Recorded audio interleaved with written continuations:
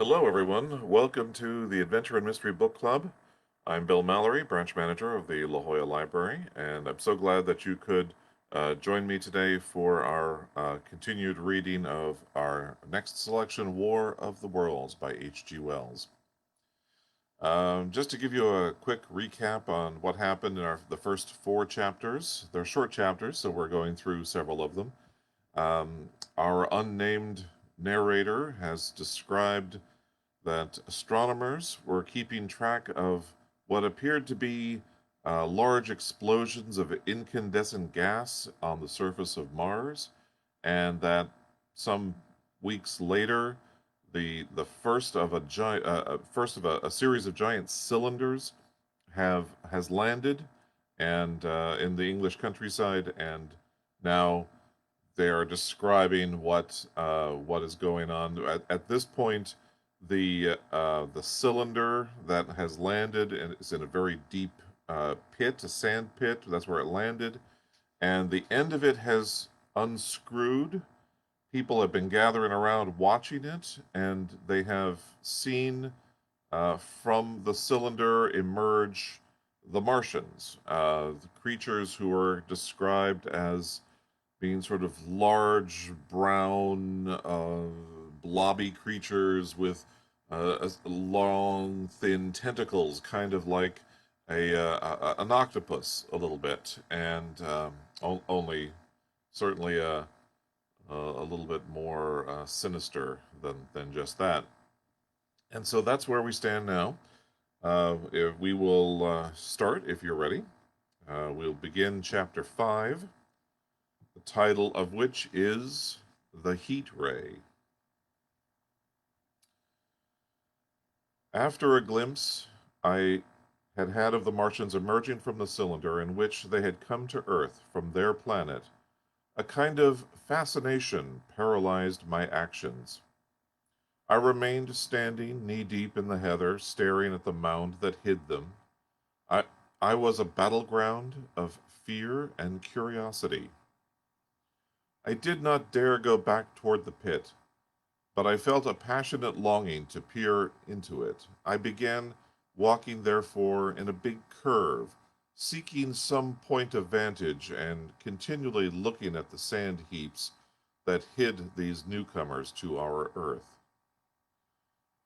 Once a leash of thin black whips, like the arms of an octopus, flashed across the sunset and was immediately withdrawn, and afterwards a thin rod rose up joint by joint, bearing at its apex a circular disk that spun with a wobbling motion. What was going on there?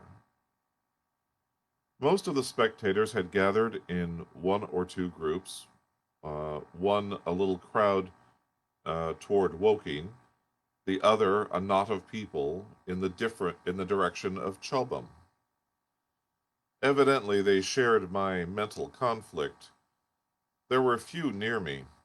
One man I approached. He was, I perceived, a neighbor of mine, though I did not know his name, and accosted. But it was scarcely a time for articulate conversation. "What ugly brutes!" he said. "Good God, what ugly brutes!" He repeated this over and over again. "Did you see the man in the pit?" I said. But he made no answer to that. We became silent and stood watching for a time, side by side, deriving, I fancy, a certain comfort in one another's company. Then I shifted my position to a little knoll that gave me the advantage of a yard or more of elevation, and when I looked for him presently, he was walking toward Woking. The sunset faded to twilight before anything further happened. The crowd far away on the left toward Woking seemed to grow, and I heard a faint murmur from it. The little knot of people toward Chobham dispersed. There was scarcely an intimation of movement from the pit. It was this as much as anything that gave people courage, and I suppose the new arrivals from Woking also helped to restore confidence. At any rate, at the dusk came on the slow, intermittent movement upon the sand pits began, a movement that seemed to gather force as the stillness of the evening about the cylinder remained unbroken. Vertical black figures in twos and threes would advance, stop, watch, and advance again, spreading out as they did into a thin, irregular crescent that promised to enclose the pit in its attenuated horns. I, too, on my side, began to move toward the pit. Then I saw some cabmen and others had walked boldly into the sand pit and heard the clatter of hoofs and the gride of wheels. I saw a lad trundling off the barrel of apples, and then, within 30 yards of the pit, advancing from the direction of Horsell, I noted a little black knot of men, the foremost of whom was waving a white flag. This was the deputation. There had been a hasty consultation, and since the Martians were evidently, in spite of their repulsive forms, intelligent creatures, it had been resolved to show them, by approaching them with signals, that we too were intelligent. Flutter, flutter went the flag, first to the right, then to the left. It was too far for me to recognize anyone there, but afterward I learned that Ogilvy, Stent, and Henderson were with others in this attempt at communication. This little group had in its advance dragged inward, so to speak, the circumference of the now almost complete circle of people, and a number of dim black figures followed at discreet distances. Suddenly there was a flash of light, and a quantity of luminous greenish smoke came out of the pit in 3 distinct puffs, which drove up one after the other straight into the still air.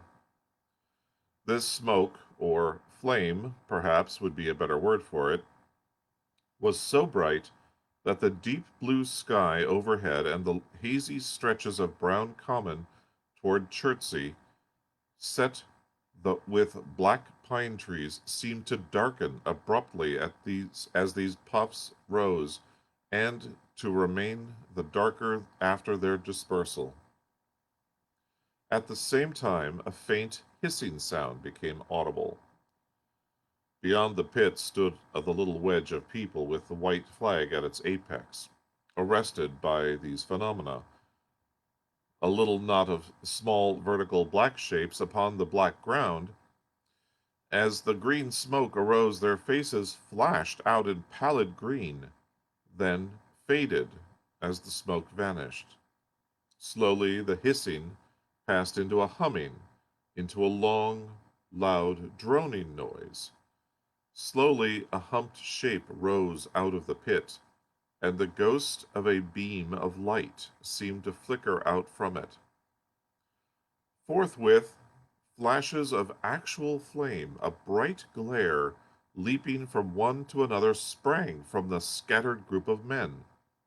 It was as if some invisible jet impinged upon them and flashed into white flame. It was as if each man were suddenly and momentarily turned to fire. Then, by the light of their own destruction, I saw them staggering and falling, and their supporters turning to run. I stood staring, not as yet realizing that this was death leaping from man to man in that little distant crowd, but I felt that it was something very strange, an almost noiseless and blinding flash of light, and a man fell headlong and lay still. And as the unseen shaft of heat passed over them, pine trees burst into fire, and every dry furze bush became with one dull thud a mass of flames. Far away toward Knapp Hill, I saw the flashes of trees and hedges and wooden buildings suddenly set alight. It was sweeping round swiftly and steadily, this flaming death, this invisible, inevitable sword of heat. I perceived it coming toward me by the flashing bushes it touched, and was too astounded and stupefied to stir. I heard the crackle of the fire in the sandpits and the sudden squeal of a horse that was as suddenly stilled. Then it was as if an invisible yet intensely heated finger were drawing through the heather between me and the Martians, and all along a curving line beyond the sandpits, and the dark ground smoked and crackled. Something fell with a crash far away to the left where the road from Woking Station opens out on the common. Forthwith the hissing and the humming ceased, and the black, dome-like object sank slowly out of sight into the pit.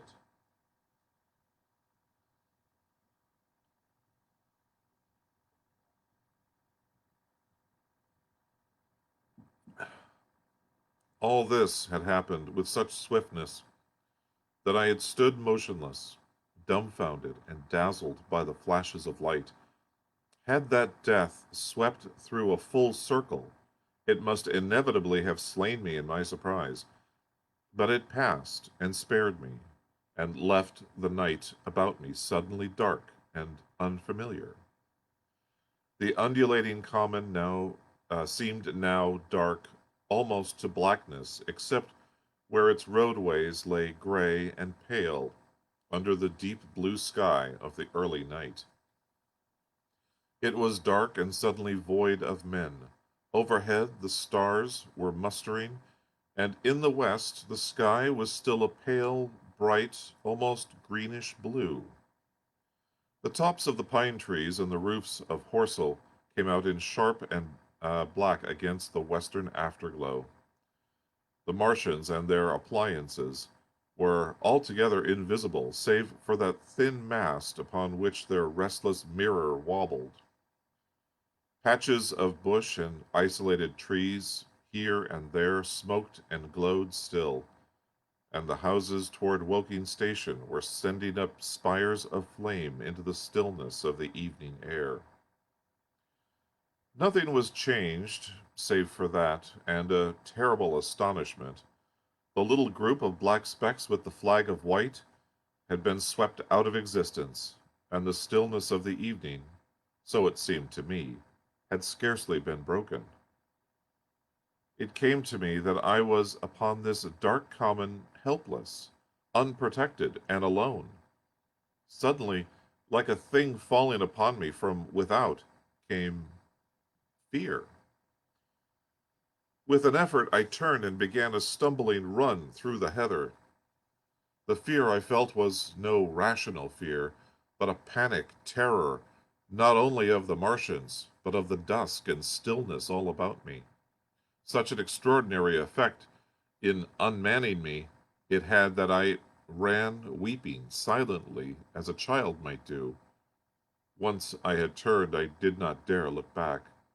I remember I felt an extraordinary persuasion that I was being played with, that presently, when I was upon the very verge of safety, this mysterious death, as swift as the passage of light, would leap after me from the pit about the cylinder and strike me down.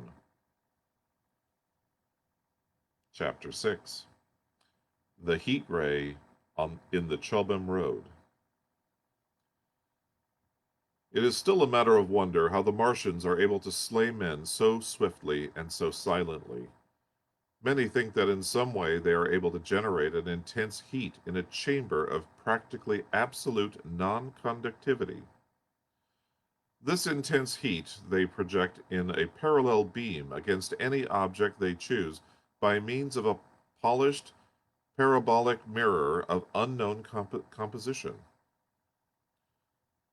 much as the parabolic mirror of the lighthouse projects a beam of light. But no one has absolutely proved these details. However it is done, it is certain that a beam of heat is the essence of the matter, heat and invisible instead of visible light. Whatever is combustible flashes into flame at its touch. Lead runs like water. It softens iron, cracks and melts glass, and when it falls upon water, immediately that explodes into steam.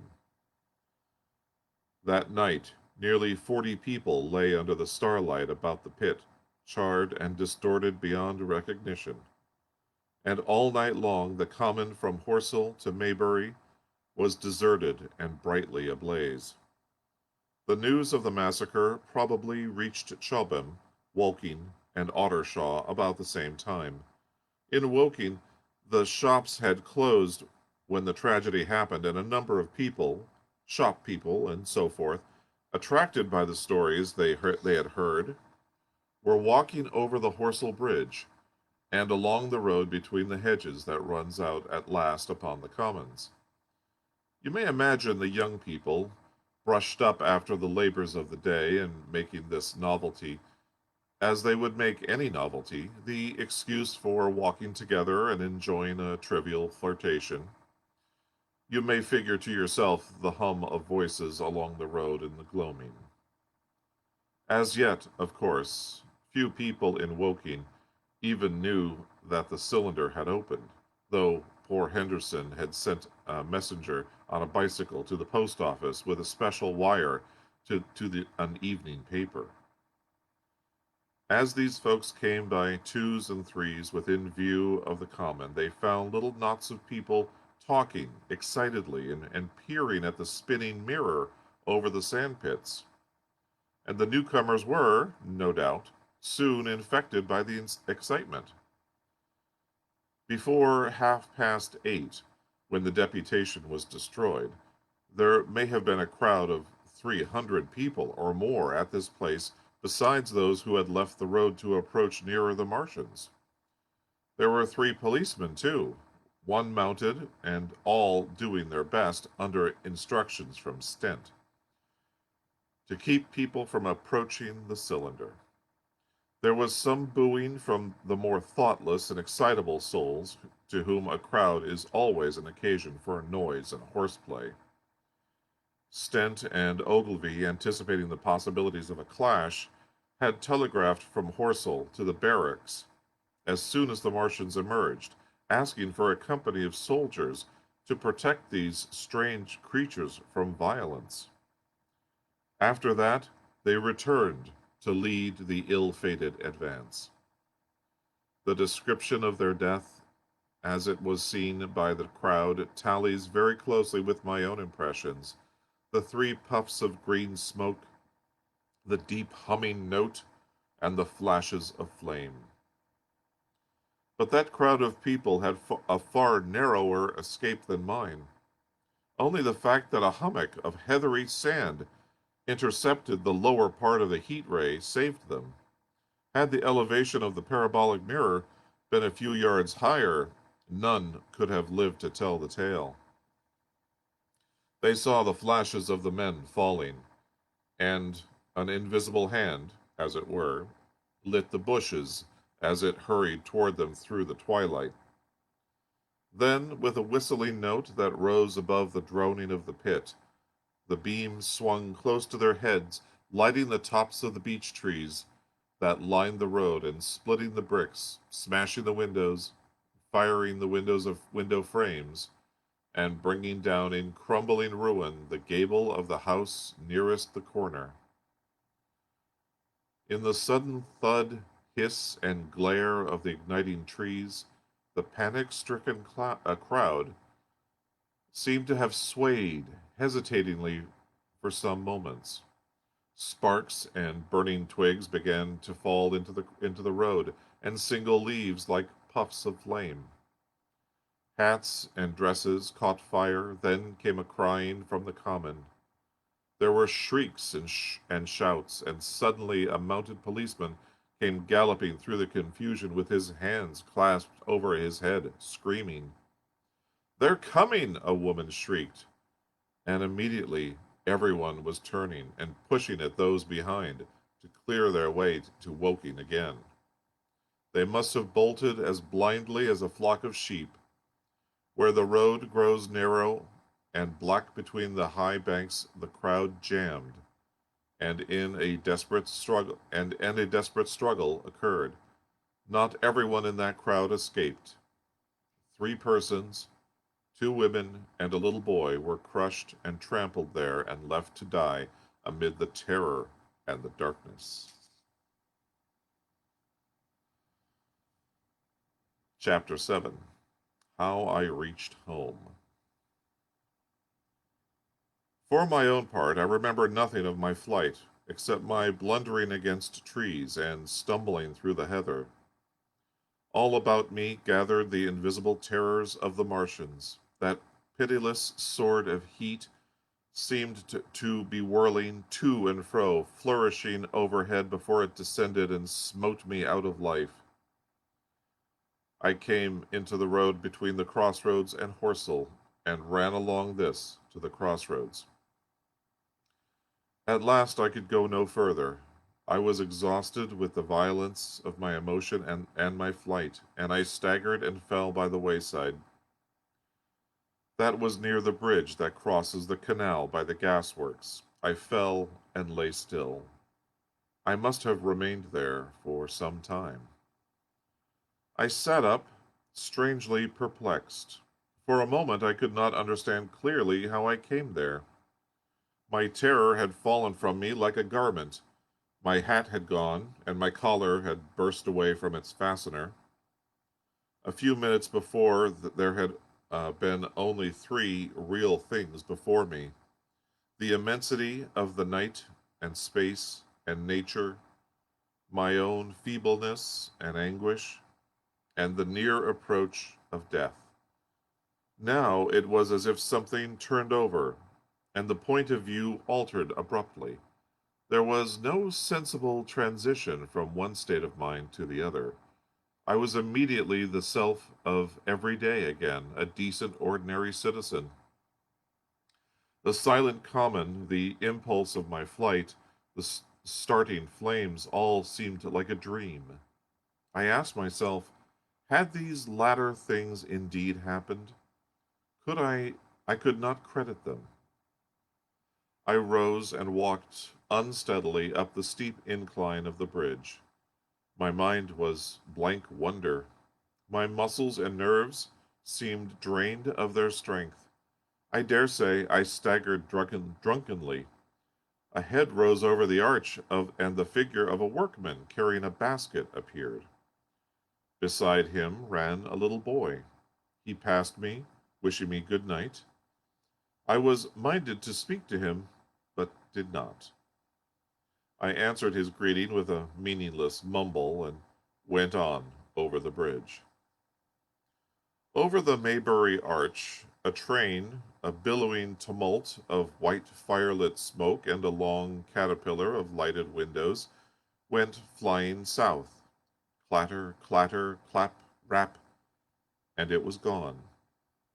A dim group of people talked at the gate of one of the houses in the pretty little row of gables that was called Oriental Terrace. It was all so real and so familiar. And that behind me, it was fantastic. Such things, I told myself, could not be. Perhaps I am a man of exceptional moods. I do not know how far my experience is common. At times I suffer from the strangest sense of detachment from myself and the world about me. I seem to watch it all from the outside, from somewhere inconceivably remote, out of time, out of space, out of the stress and tragedy of it all. This feeling was very strong upon me that night. Here was another side to my dream. But the trouble was the blank incongruity of this serenity and the swift death flying yonder, not 2 miles away. There was a businesslike sound from the gasworks, and the electric lamps were all alight. I stopped beside the group of people. "What news from the common?" said I. There were 2 men and a woman at the gate. "Eh?" said one of the men, turning. "What news from the common?" I said. Ain't you just been there? Asked the men. People seem people seem fair silly about the common, so said the woman over the gate. What's it all about?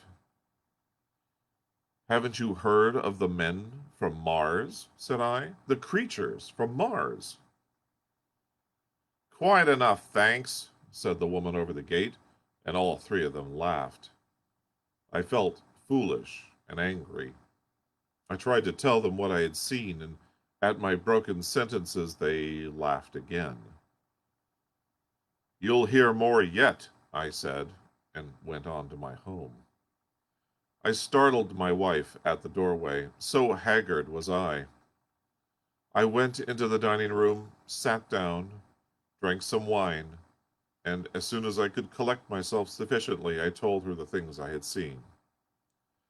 The dinner, which was a cold one, had already been served, and remained neglected on the table while I told my story.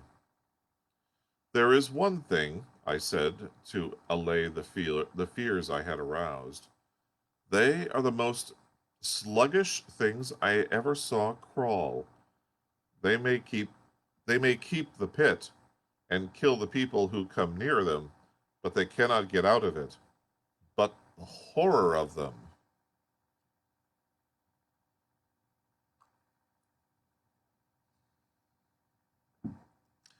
Don't, dear, said my wife, knitting her brows and putting her hand on mine.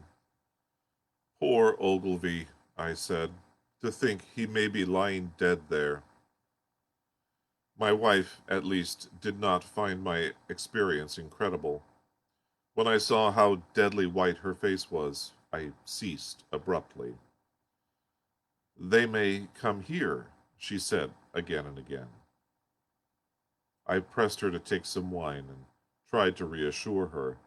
They can scarcely move, I said.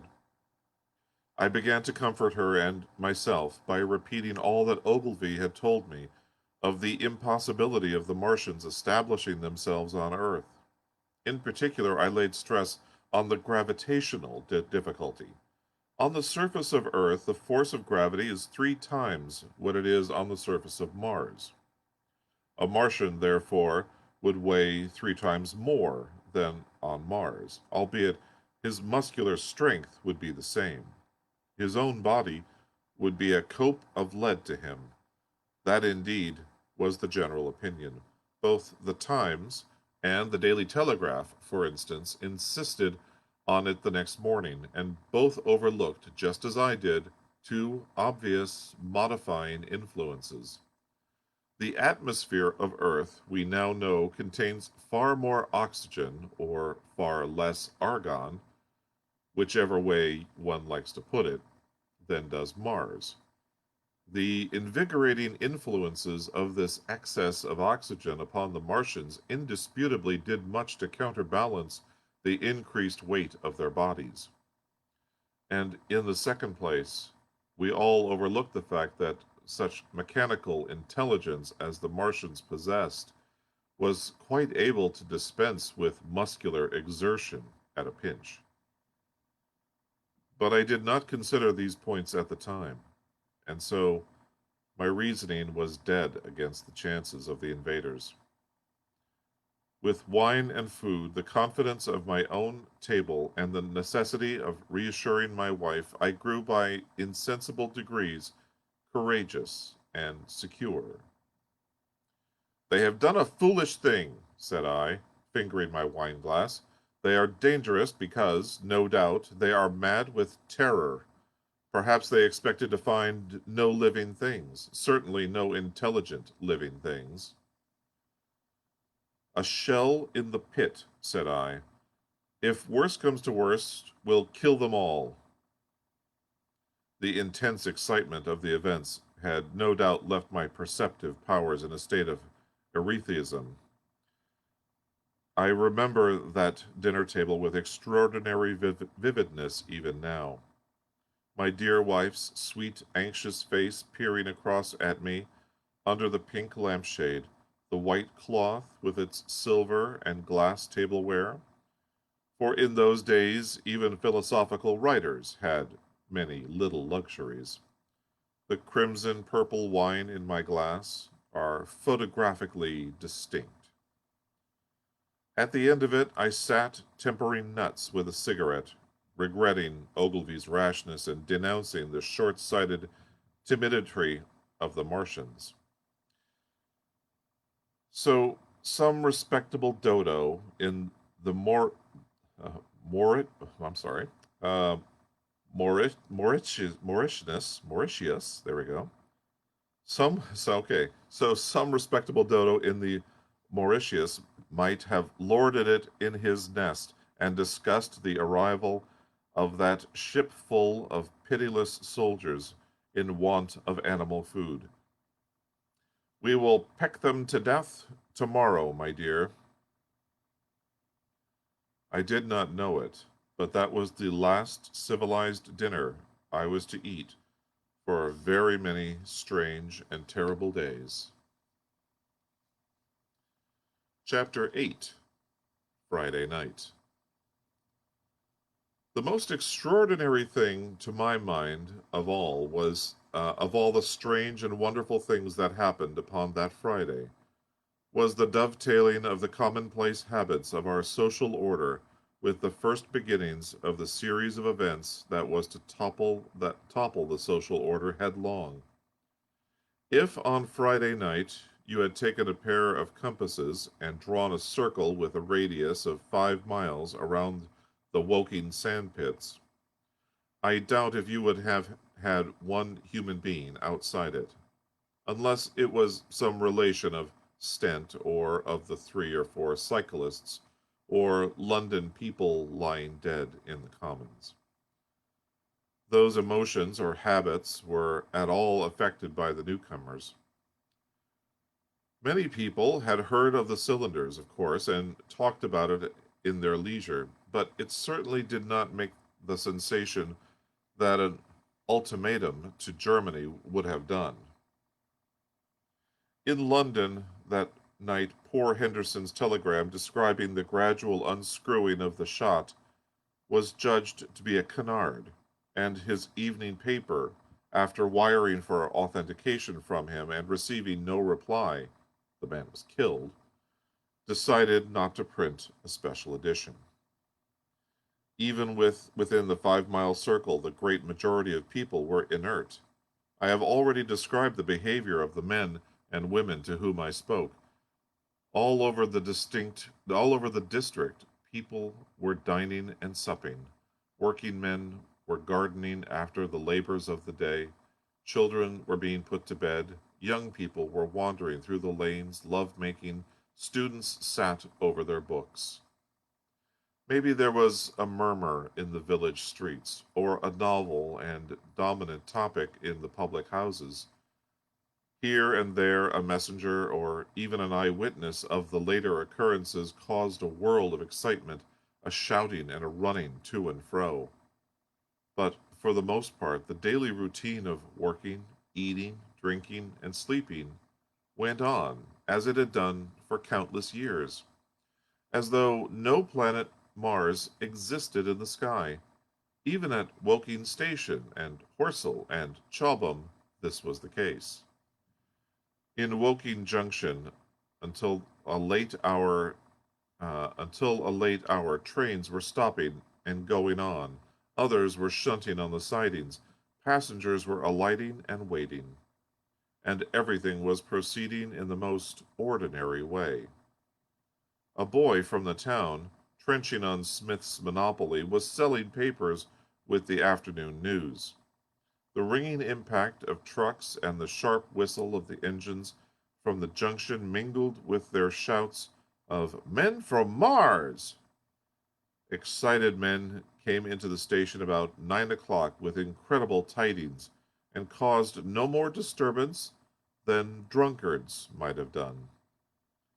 People rattling Londonward peered into the darkness outside the carriage windows and saw only a rare, flickering, vanishing spark dance up from the direction of Horsell, a red glow and a thin veil of smoke driving across the stars, and thought that nothing more serious than a heath fire was happening.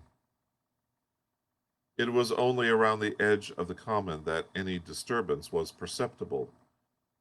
There were half a dozen villas burning on the Woking border. There were lights in all the houses on the common side of the three villages, and the people were kept awake till dawn. A curious crowd lingered restlessly, people coming and going, but the crowd remaining, both on the Chobham and Horsell bridges. One or two adventurous souls, it was afterward found, went into the darkness and crawled quite near the Martians, but they never returned. For now and again a light ray, like the beam of a warship's searchlight, swept the common, and the heat ray was ready to follow. Save for such, that big area of common was silent and desolate, and the charred bodies lay about on it all night under the stars, and all the next day. A noise of hammering from the pit was heard by many people. So you have the state of things on Friday night. In the center, sticking into the skin of our old planet Earth like a poisoned dart, was the cylinder. But the poison was scarcely working yet. Around it was a patch of silent common, smoldering in places, and with a few dark, dimly seen objects lying about in contorted attitudes. Here and there was a burning bush or tree. Beyond was a fringe of excitement, and farther than that fringe the inflammation had not crept as yet. In the rest of the world the stream of life still flowed as it had flowed for immemorable years. The fever of war that would presently clog vein and artery, deaden nerve, and destroy brain had still to develop. All night long the Martians were hammering and stirring, sleepless, indefatigable, at work upon the machines that they were making ready, and ever and again a puff of greenish-white smoke whirled up into the starlit sky. About 11 a company of soldiers came through Horsell and deployed along the ridge of the common to form a cordon. Later a second company marched through Chobham to deploy on the north side of the common. Several officers from the Inkerman barracks had been on the common earlier in the day, and one, Major Eden, was reported to be missing. The colonel of the regiment came to the Chobham Bridge and was busy questioning the crowd at midnight. The military authorities were certainly alive to the seriousness of the business. About 11, the next morning's papers were able to say a squadron of hussars, two Maxims, and about 400 men of the Cardigan Regiment had started from Aldershot. A few seconds after midnight, the crowd in the Chertsey Road, Woking, saw a star fall from heaven into the pine woods to the northwest. It had a greenish color and caused a silent brightness like summer lightning. This was the second cylinder. And we'll end it there. That is the conclusion of Chapter 8 of War of the Worlds. Whew, things are serious here. Things are getting dark, and the unpleasant nature of the Martians is becoming evident. So we'll continue on Monday. I hope you can join me then for 4 more chapters of War of the Worlds, and hopefully we can all see how this plays out. Thank you very much for joining me. I hope that you have a great weekend. Don't forget that the How To Festival will be happening tomorrow. Check out our webpage, sandiegolibrary.org, and it will lead you to the How To Festival, and you will be able to check out some really great skills and things that you can learn easily and quickly, presented by our librarian staff. Obviously, we would normally do this uh, featuring people in the community and as well as library folk. But we are doing this virtually this year, and we've participated in this in the past. It's always been a great fun for a lot of folks, and it certainly gives you a new perspective on how easy it is to do certain things. So I hope you check it out. How To Festival starts tomorrow about 11 o'clock with some recorded videos of some really great things you can learn, and then enjoy your weekend. Come back here Monday at 4 o'clock, and we'll start on Chapter 9. Thank you, folks.